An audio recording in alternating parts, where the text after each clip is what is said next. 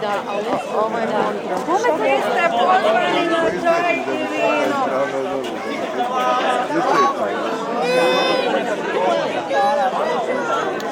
Ima veze snimaš.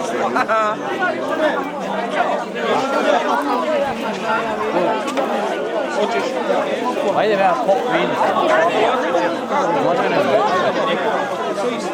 Gotovo, ne, dosta imaju.